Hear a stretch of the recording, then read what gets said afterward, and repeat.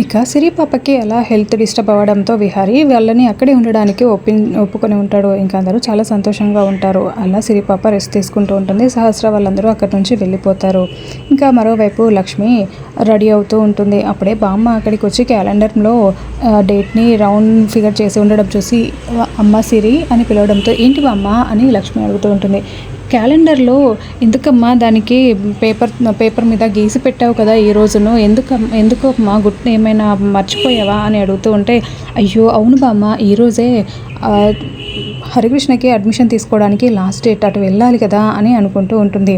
ఇంకా సరే అని ఆ అడ్మిషన్ పేపర్స్ అన్నీ తీసుకొని వెళ్ళడానికి రెడీ అవుతూ ఉంటే అక్కడ ఉన్న విహారీ ఇచ్చిన చెక్ పేపర్స్ కూడా ఉంటాయి. ఆ పేపర్ కూడా తీసుకొని వెళ్తుంది. ఇంకా అప్పుడే హర్ష వచ్చి, అక్క అన్ని హుండీలు ఉన్నాయి కదా, ఒక్కొక్క దానికని ఈ డబ్బులు తీసుకొని నీ అవసరాలన్నీ తీర్చుకోవచ్చు కదక్క, ఎందుకక్క అంత కష్టపడుతున్నావు, 5 సంవత్సరాల నుండి చూస్తున్నాను, ప్రతి పని చేస్తావు, ఏ పని కూడా వదలకుండా, ప్రతి రూపాయి నీకోసం కూడా ఖర్చు పెట్టుకోకుండా అన్నీ ఆదా చేస్తూ ఉంటావక్క, నీకు డబ్బులు వచ్చాయి కదా, అవసరానికి వాడుకోవచ్చు కదా అని అంటూ ఉంటే, వాళ్ళు అహంకారంతో ఇచ్చిన డబ్బు నాకు అవసరం లేదు హర్ష, ఆ డబ్బు ఎలా ఇచ్చాడో అలాగే తిరిగి ఇచ్చేసి వస్తాను, నువ్వు ఇప్పుడు ఆఫీస్కి వెళ్ళలేవు కాబట్టి నేనే మీ సార్ని కలిసి ఆ చెక్ ఇచ్చేసి వస్తాను అని లక్ష్మి చాలా సీరియస్గా చెప్పి రా హరికృష్ణ అని హరికృష్ణని తీసుకొని వెళ్తూ ఉంటుంది. మరోవైపు సిరి పాప లేచి బయటికి వస్తూ ఉంటే అప్పుడే పండు అక్కడికి వచ్చి, అమ్మ సిరి ఎక్కడికి వెళ్తున్నావమ్మా అని అడుగుతుంటే, నేను అర్జెంటుగా అమ్మని కలవాలి పండు అని పాప చెప్తూ ఉంటుంది.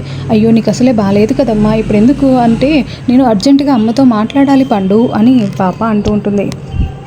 ఇంకా అలా సిరి బెడ్ దిగి బయటికి వస్తుంది. హాల్లో సహస్ర కూర్చొని ఫోన్ చూసుకుంటూ ఉంటుంది.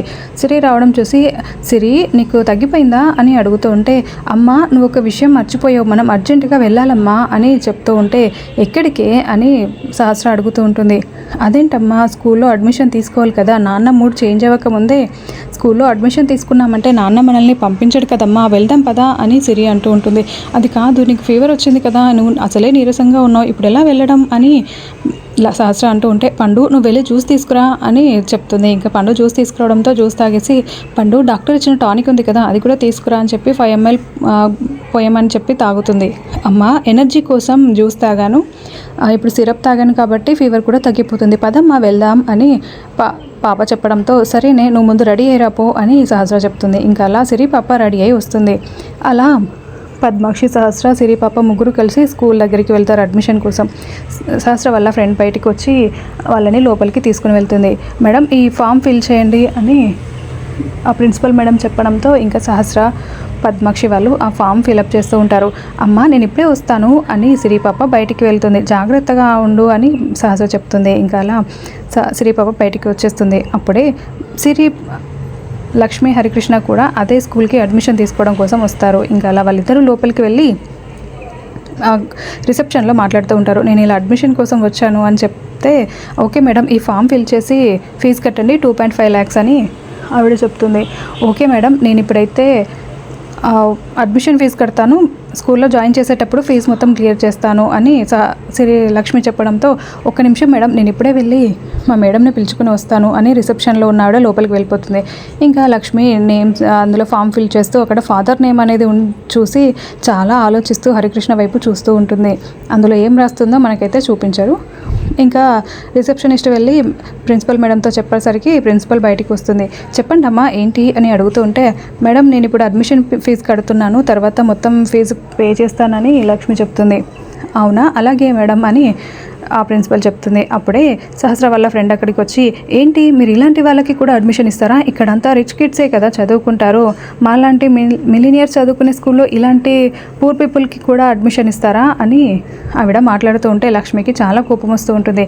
హరికృష్ణ కూడా బయటకు వెళ్ళి ఎవరితోనో మాట్లాడుకుంటూ ఆడుకుంటూ ఉంటాడు.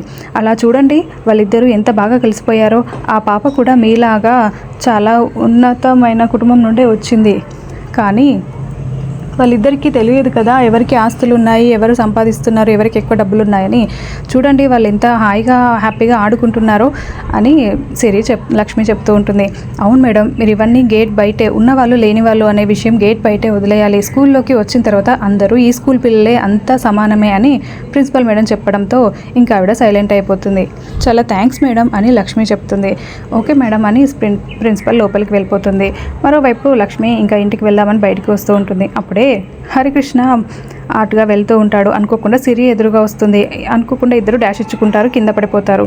అయ్యో అని లేచి చూసుకుంటూ ఒకరినొకరు చూసుకొని నువ్వా అని సిరి అనడంతో అవును మహాతల్లి నేనే అని హరికృష్ణ అంటూ ఉంటాడు.